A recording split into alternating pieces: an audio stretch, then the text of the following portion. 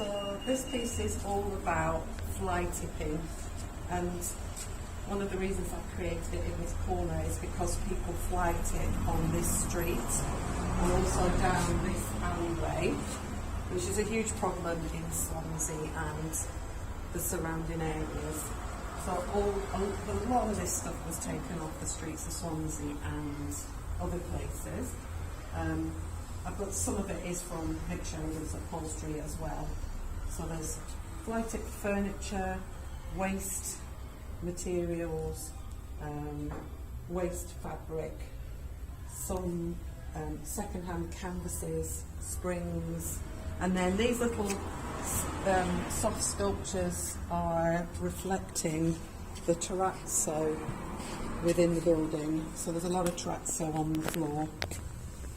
What else? Okay.